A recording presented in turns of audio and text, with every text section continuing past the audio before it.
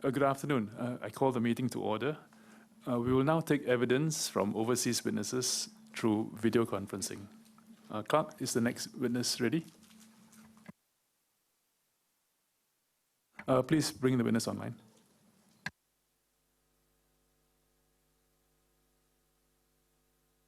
Then you read the text of the affirmation. That's it. Okay. For the record, please state your name and the position which you hold in your organization. My name is Jakub Janda, and I am a director of the European Values think tank based in Prague, Czech Republic. Okay, thank you. The evidence which you'll be giving today before the committee will be taken on affirmation. The clerk will now administer the affirmation. Please raise your right hand. Yes. Please recite the affirmation. Please recite the affirmation. Yes, sir. Follow me. Sir, I'm happy to follow you, please. Yeah, you follow me then. I Jakub, do solemnly, I do solemnly, sincerely, and truly declare and affirm that the evidence which I shall give before this committee shall be the truth, the whole truth, and nothing but the truth. Thank you. Please lower your hand. Yes. Thank you, sir. Okay. The evidence which you will be giving today before the committee will be taken on affirmation, and welcome to the public hearing. The focus of today's evidence gathering session is for us to put questions to you. You have taken a solemn obligation to answer our questions truthfully, and I will now call upon Ms. Rahayu to ask the question. Good morning, Mr. Janda. I understand it is the wee hours in the morning where you are. Thank you very much for joining us so early. May I just check if you have your submissions before you? Yes, I do, and thank you very much for having me at this time as well.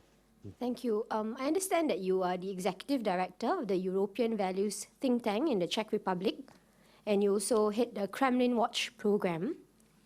At the outset, sir, I just wish to note that you have in your evidence in the representation mentioned that Russia is involved in the disinformation campaign in Europe.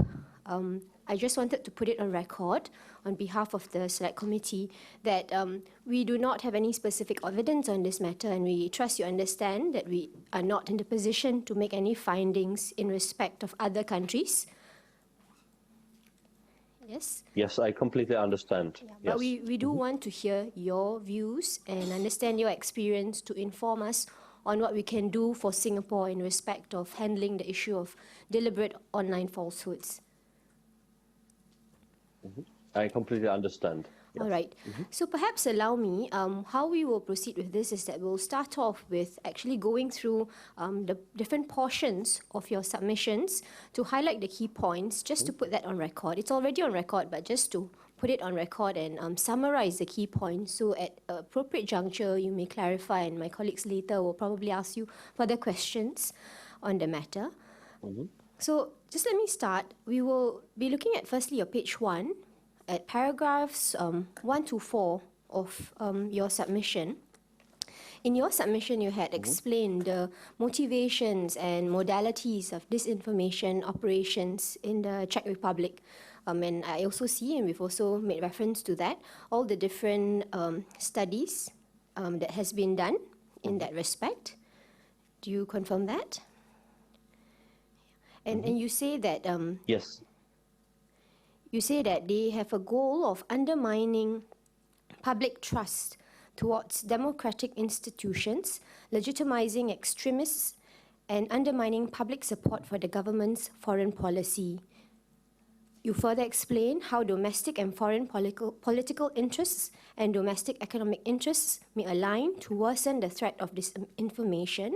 You also note that foreign disinformation outlets use traditional liberal democratic ideals like free speech to disguise their underlying agendas. Would that be a correct summary? Yes, I would say that's the correct summary of what we could see in the Czech Republic, but generally speaking, in the European countries, I think that holds the truth as well. Thank you. So at paragraph 5 in the same page, you go into some detail on the impact of disinformation. In particular, you say that the disinformation operations seem to be quite successful in the Czech Republic. You have found that, number one, a quarter of Czechs believe the disinformation. And number two, 4 in 10 Czechs blame the US, not Russia, for the crisis faced in Ukraine.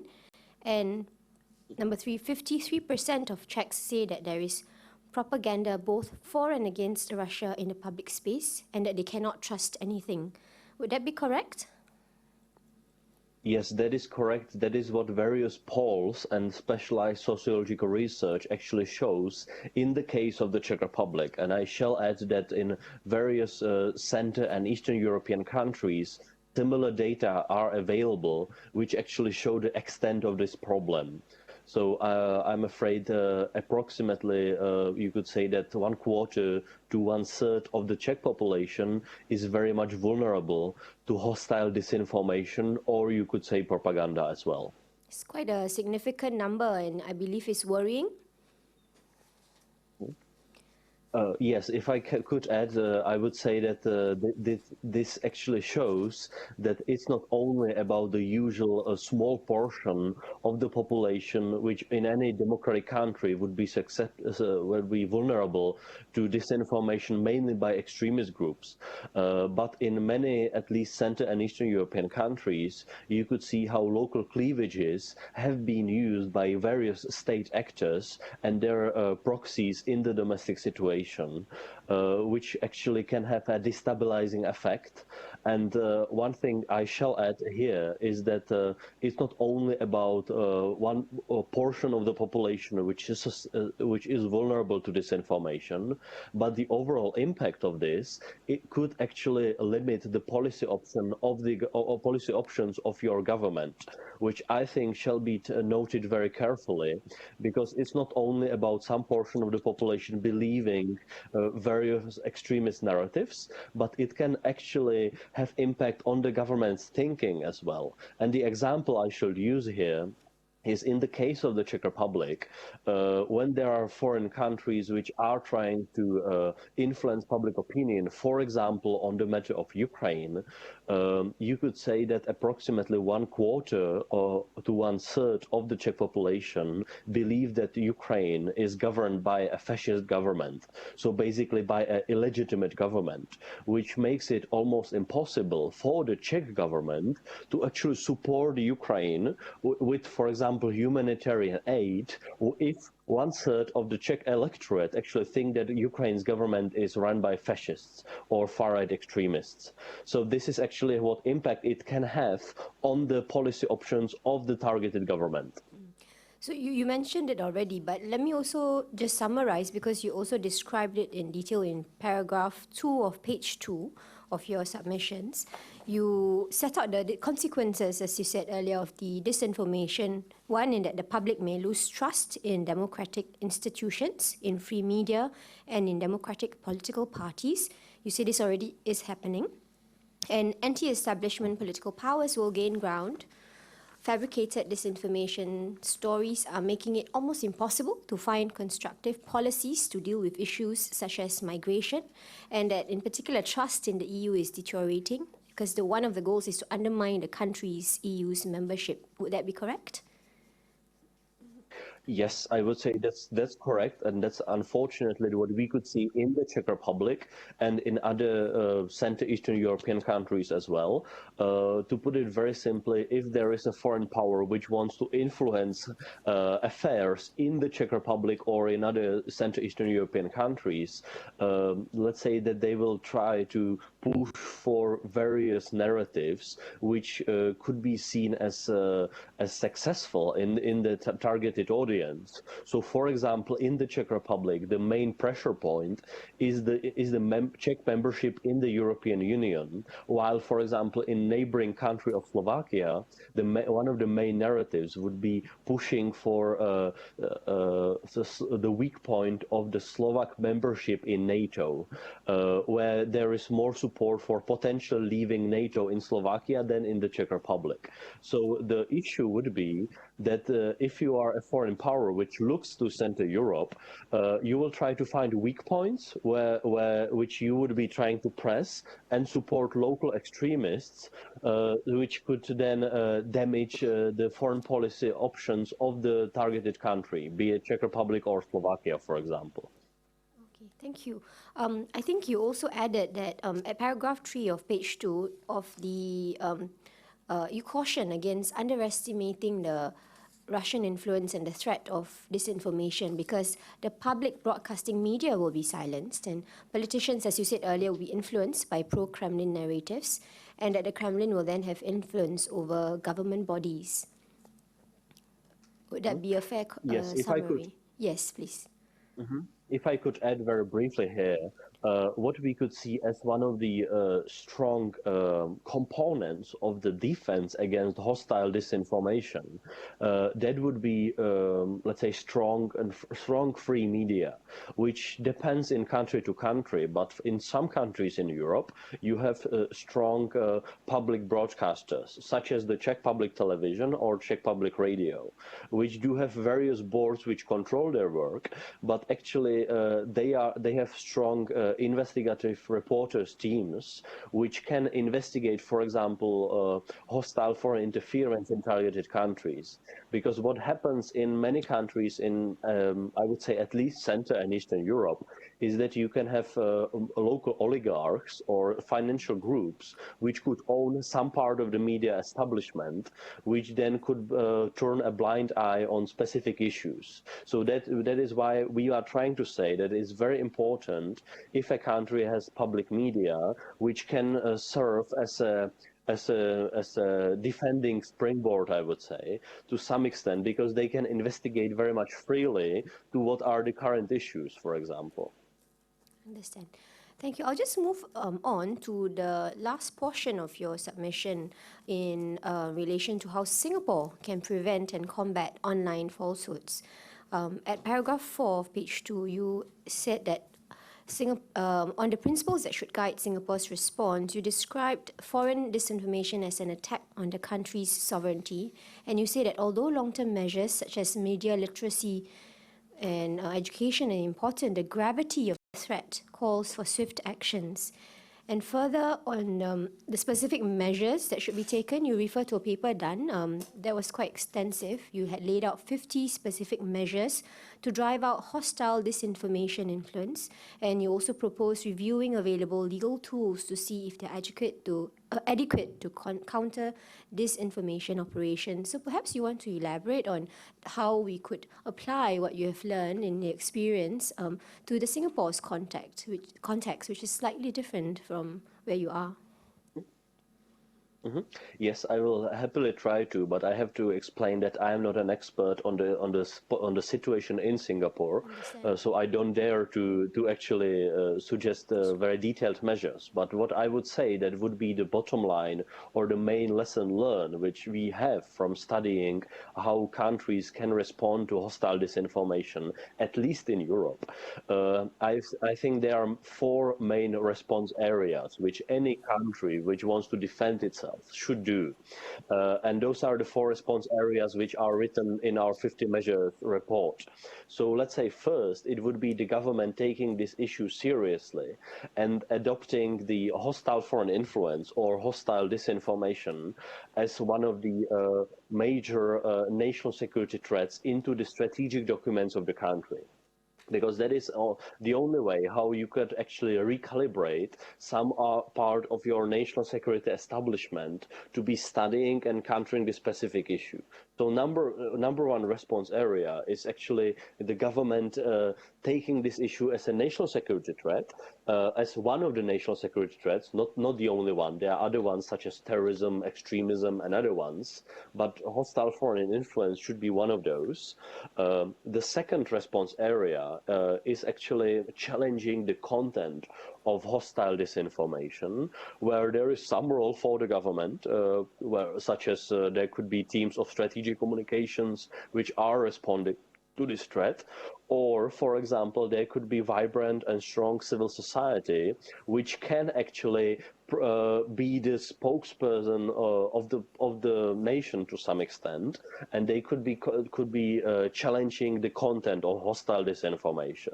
That's actually what we have seen in many countries in Europe. This is one of the main response areas of what should be done. So challenging the content of disinformation. The third response area is actually exposing and investigating the background and the networks of the disinformation sources. Because in most of the countries in Europe, the majority of disinformation narratives or campaigns is not done by a state or hostile state actors, but it is usually done by domestic proxies, which use inspiration from abroad. So in the European case, it might be primarily inspiration from Russia, but this is mainly done by proxies. So what needs to be done in most of the countries I have seen is that when you have investigative bodies of media or specialized think tanks, NGOs, or to some extent of the government as well, which can investigate the background and the networks of disinformation sources. So to put it very simply, who is funding it, which specific people are behind those operations, because it's not legitimate if it's done by anonymous sources. And that's something what NGOs or even the government can investigate and put into the public domain and public eye. And the fourth response area, to finish up very briefly here, is what we call building resilience. So it is about building media or digital literacy among the population. Something what I would probably say that the total defense program, which many countries, including Singapore, are taking seriously, this is something what actually you would call in military terms hardening the target. So actually building the resilience to the manipulation. But I shall finish this brief talk by saying that it's not enough if you only build resilience.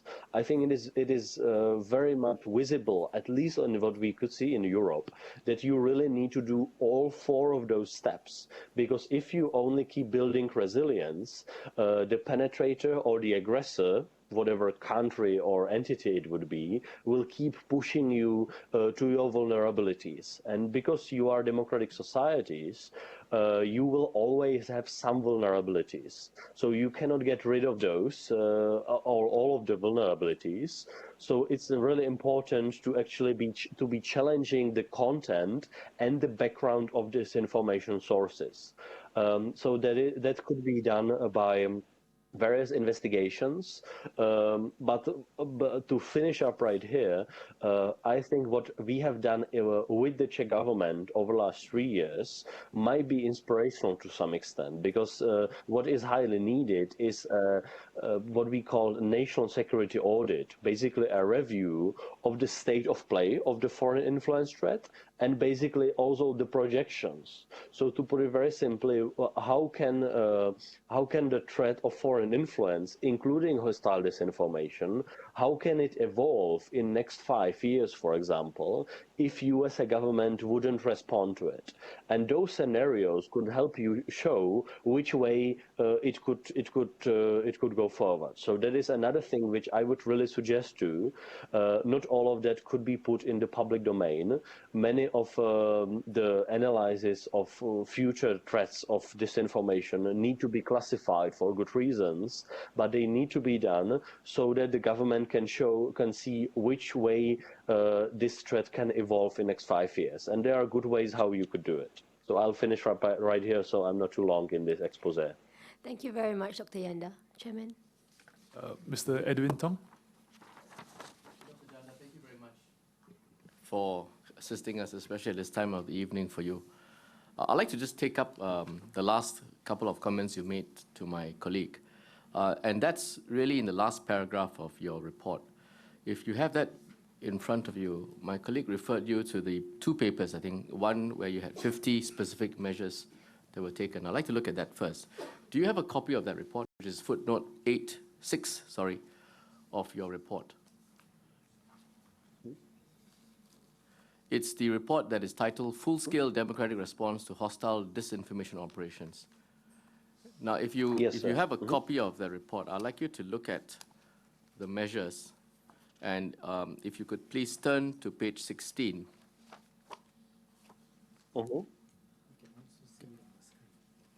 He has the same screen. I have the same screen. Yes. And at measure number 28, it's titled Measures to be Taken by National Governments. You say here that we should conduct a national review of available legal tools against disinformation.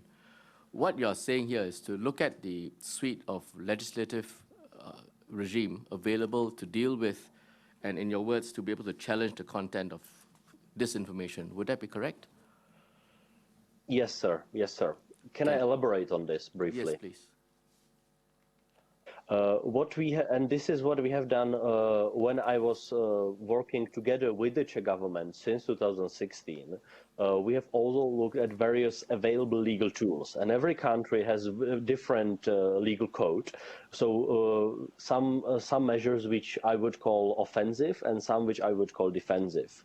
For example, the defensive side could be when in the specific European context, sometimes it's the government which actually has the power to allow a foreign country or foreign entity to, for example, get a TV license. So it's the case of RT, formerly known as Russia Today, for example, in Europe. And this is what actually has been done, for example, in the Czech Republic. So looking at what are the ways how RT, Russia Today, could potentially get a Czech TV license if they applied for such one. So what could be done is that you could, if you do the scenario, so for example, if we could imagine that a foreign power would like to potentially get a TV license in your country, and you could potentially think it could be hostile to the national security interests of your country, you could actually review what are the rules and the norms which should be followed, and you can change them to actually make it very hard for potential adversary to get a TV license in your country, such as I would say RT or Russia Today in Europe, as that's our case. Sometimes it's not in your jurisdiction, so you cannot really do anything about it with legal tools only. The other tools which I could mention is that in most of European legal systems, you would have something like within our penal code, it would be when you would be spreading, for example, false alarms about, for example, a potential terrorist attacks. It would be illegal and it would be punishable by quite harsh sentence, for example, in Europe. So this is a legal tool which is available in many European countries, and it can be extensively used against various disinformation samples, which are sometimes trying to undermine the local government by trying to override a terrorist threat, for example, or overrate it. And what I would suggest here is that sometimes it's very hard for the government to use the legal tools on its own. So what does help to some extent is if you have what some state entities called lawfare tools. So for example, you could have NGOs which have legal expertise, and these NGOs could be watchdogging the media space and trying to find, for example, what are the potential hostile actors and what are their vulnerabilities, and they could use legal tools to push back against them. Sometimes it can be done by the government, sometimes it's easier when NGOs do it on their own. So it depends on the particular context here. Thank you. further down in your report at page 17, I see that you have at measure number 31, if I can just read the last line to you, it says, legal frameworks need to be analyzed widely through a lens of disinformation campaigns, i.e. legal measures against hate speech or false alert messaging. That's really what you've just elaborated upon earlier. Would that be correct? Yes, sir. Yes, sir. Yes, that's basically what I was trying to say, yes. Right, thank you. Now, in your last paragraph of your report, submission to the committee, you've also at footnote number 8 referred to another paper. It's the Framework Guide to Tools for Countering Hostile Foreign Electoral Interference. And in there, you have advocated something that is similar, I think, to what you've said. You say that government authorities need to have rapid investigatory response capabilities in order to trace the origins of the content, expose them publicly, and make the facts transparent. That's really something that should be looked at very closely, because without these powers, one would not be able to disabuse the information as false. Correct? Can I elaborate? Yes, sir. And can I elaborate very briefly on this yes, point? Yes, of course. Sometimes this potential tool actually could clash with various concerns over the freedom of speech. So in many countries, it is hard for the government to have such competences. But I would argue that it's highly needed when the government does have what I would call digital forensics competence. And what is actually also very much needed, because those competences are usually available to intelligence agencies, which have in many countries a limited public legitimacy. So what I think actually does make quite good sense, if inside of your official government institutions, such as Ministry of Interior or Internal Security, if such a ministry would have similar tools to actually do online investigations, which wouldn't have to be only law enforcement, but basically it would be open source intelligence, which is available to them. This is, for example, during the campaign time prior to your elections, this is something what the government, I believe, should be doing. And in cases of what we would call disinformation incidents, so basically major incidents which would be targeting internal security of your country or the integrity of your elections, this is where the government, I believe, should not only investigate, but actually put it into the public eye and alert the public that there are efforts to manipulate it, and that the government has the evidence and can actually point to various entities which are doing it, or to actually show what's the real content behind this.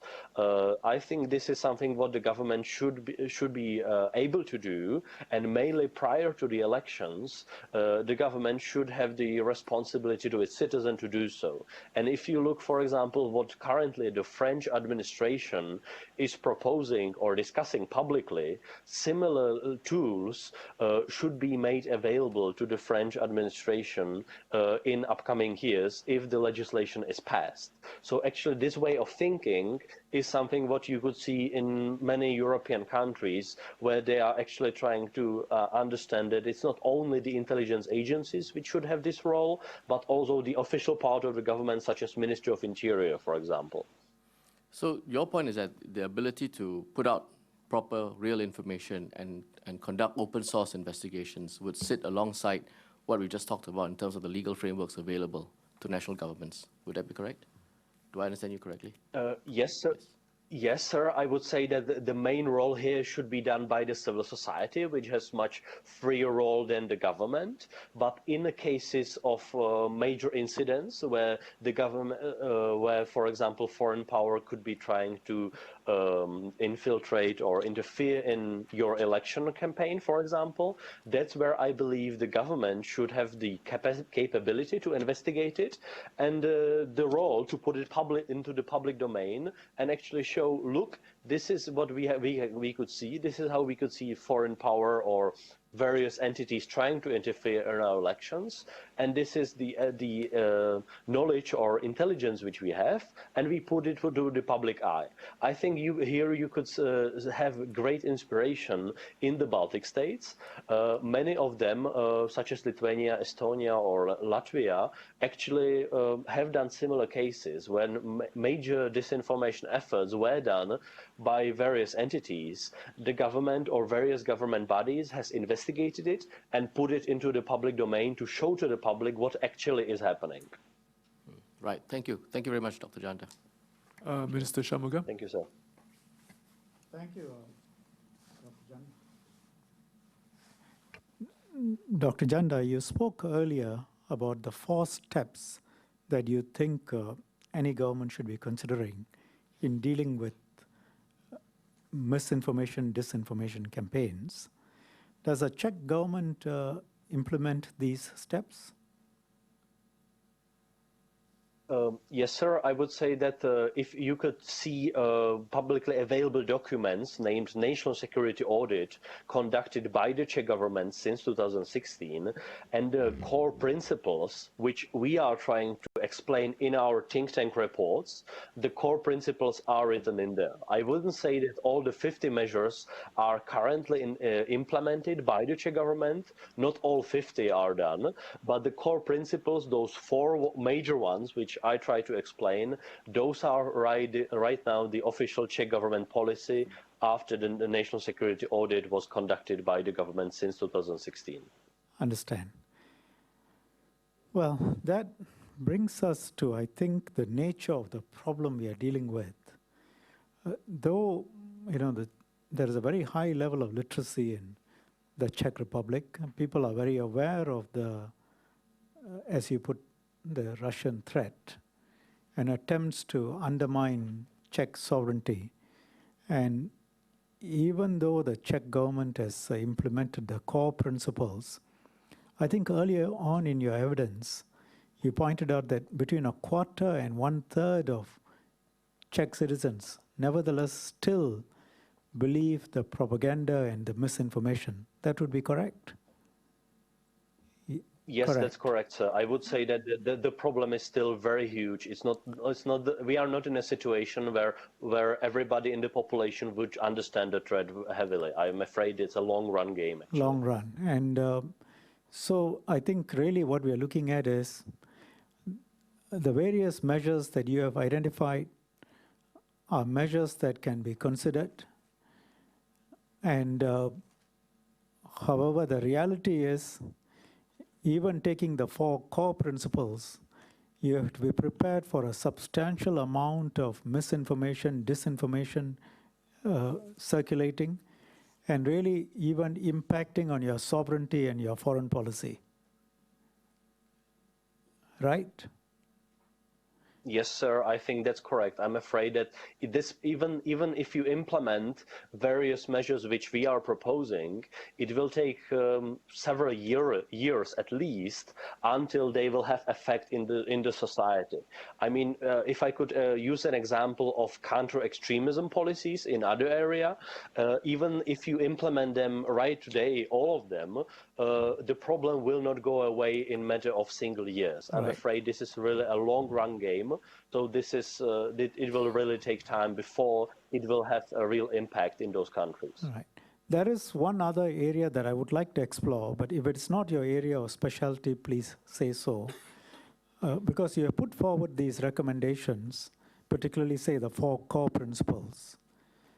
But we see that, for example, your foreign policy approach towards Ukraine has been affected by the propaganda. You can't go out and help Ukraine. Yesterday, we heard evidence in this select committee from experts in the field that the way we human beings, ordinary people, you and I and everybody else, is wired is such that we believe misinformation, disinformation, lies more easily if they appeal to us.